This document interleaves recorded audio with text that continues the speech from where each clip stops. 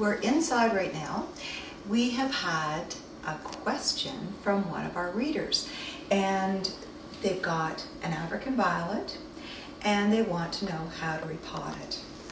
African violets, repotting African violets is very similar to potting almost anything else.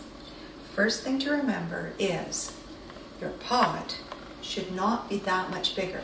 Is this not the tiniest little African violet you've ever seen? Honestly, Barbara, I have to say it's a bit grungy looking. Well, I do not have African violets. My grandmothers did, and my mother had lovely African violets. She's moved on to orchids. So I had to go purchase one.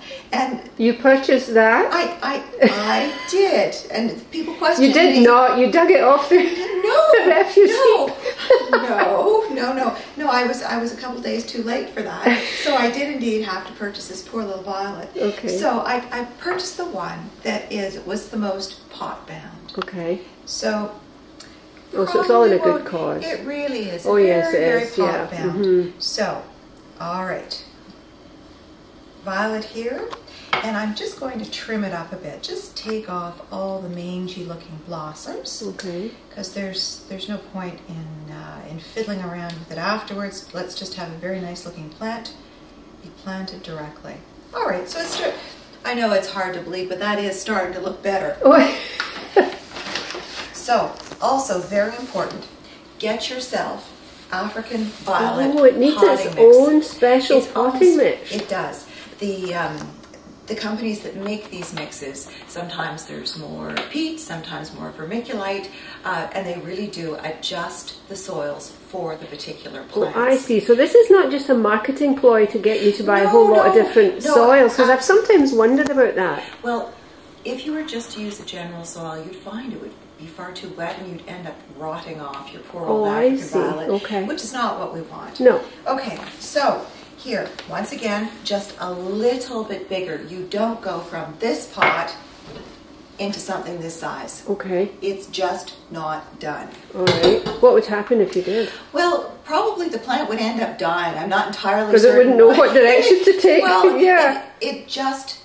The growth will start so much faster if you put it in something just a little bit bigger. Okay, gotcha. All right. So, good pot has a little hole in it.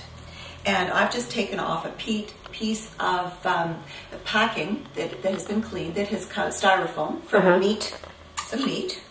There we are, placing it in the bottom. Okay, covering the hole. Covering the hole. Okay. Now the water will still get through. You don't want the water to be entirely blocked. Okay, there we are. I've just put a little bit in, moving it a little bit out to the side. Our poor wee soul is coming out here. There. And down it goes. Here. Now, there's still, you probably can't see too well, but we need to fill in the edges. Okay. There we are. So I'm going to fill in the edges, and I will be making a bit of a mess that I will clean up later. There we are. So well filled in on the edges. And just remember, when you're repotting, it really is a good time to get rid of all those leaves and things that just look mangy and nasty.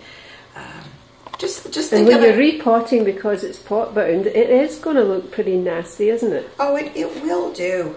I mean, honestly, just think of it in terms of moving, like you wouldn't move the junk with you. So just, you know, tidy things up. There we are. Okay. So this is looking a lot happier. If you get your soil and you find out that it's feeling very, very dry, be sure to moisten it first, because if you do not, what happens is the water will just burble over the side and the soilless mix will not absorb any of the water, which is really upsetting, and then you have to start all over again. All right, so African violet has been repotted. I'm just going to put something at the bottom here, so I'm not going to make a mess. Just a tiny little plate at the bottom. Some people like to put them on stones. I think, Helen, this is going to be your African violet, and we will be checking back with you on your progress. Just here, like that. So sweet little thing. I'll give it a little bit of water. We need to water well, and of course I don't have water at hand. This is going to be sort of one of those Ingmar Bergman type shots. It is. It is. There we are. Okay, maybe we don't need to see it being watered. Oh yeah, here we go. Here we go. Are. It's being watered. There we go. A little bit of water. And you know what? The soil is mixed. In this case, there it is. It's absorbing. Good. It could have been a little damper, but there we are. We just have to make sure it's watered well. And I remember from my grandmothers, these do very well in indirect light. My mother had hers on a marble coffee table, and they seemed to like the reflection of the light from the marble, and they bloomed beautifully. So, here, Helen, going home. Thank you. Going home with me. All right.